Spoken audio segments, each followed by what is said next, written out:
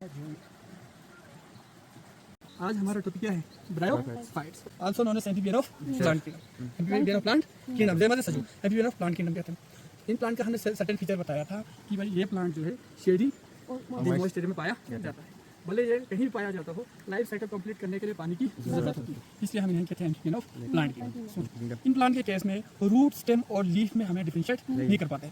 जैसे कि फ्लैट है, एकदम फ्लैट है, इसमें हम किसको रूट मानेंगे, किसको लीफ मानेंगे, किसको हम स्टेम मानेंगे, डिफरेंशिएट नहीं कर पाते हैं। समझ में आ रहा है कि नहीं आ रहा है? इस तरह की चीज़ इनका जनरल फीचर। इन प्लांट के केस में दूसरा हमने ये कहा था कि ये प्लांट का जो है ब्रायोफाइट है, इनके केस में कोई वेस्कुलर सिस्टम मौजूद नहीं है। वेस्कुलर सिस्टम का मतलब क्या होगा? ट्रांसपोर्ट सिस्टम जो जाइलम और फ्लोएम होती है वो इनके केस में बिल्कुल नहीं है।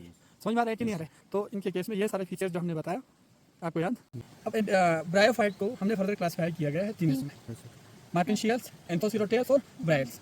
समझो, तो ये चीज़ें आ गए। तो हमारे पास हमने जो फिलहाल ये उठाया है, मैं बड़े वाले की बात कर रहा हूँ, नीचे वाला तो फिनियर है, उसके हम बाद में जिक्र करेंगे। ये जो दिख रहा है ये हमारे मार्केंशिया है। क्या है? मार्केंशिया। मार्केंशियल्स का हमने जो फीचर जिक्र किया था कि ये प्लांट का फ्लैट बॉडी होगा। क्या होगा? फ्लैट बॉडी नाम रहा। और प्लांट के केस में we are able to differentiate, नीचे की सरफेस हमें इसका राइजॉइड देखने को मिलेगा। और ये इसका हम डोर्सल साइड पे देखा जाए, इसके डोर्सल अगर हम फोकस करेंगे, यहाँ पे क्या है? मिड वाला लाइन जा रहा है, मिड रिप है। क्या है? Midrib. तो मार्केंशियल्स के केस में the midrib is prominent in nature. अब ये अर्ली स्टेजेस है, थोड़ी देर ये मैच्योर हो जाएंगे तो इन सारे मिड रिप में क्या निकलने लगेगा? जीमा कप। क्या बनेगा? जीमा कप। ऐसे कब स्ट्रक्चर होगा, इसके अंदर जीमा बनेगा, जो कि एसेक्सुअल रिप्रोडक्शन में रोल अदा करते हैं।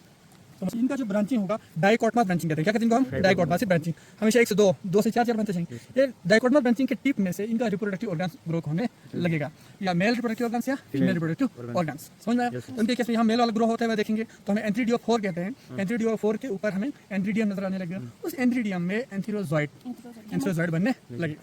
फीमेल के केस में हमें फिर इसी यहाँ से डाइकोटमा ब्रांचिंग से निकलेगा, लेकिन इनके पास जो बनेगी ये अम्ब्रेला शेप होगा। मेल होगा, मतलब इस तरह का जो है विंग्स, अलग अलग 8-9 जो है हमें ऐसा स्ट्रक्चर देखने को मिलेगा। तो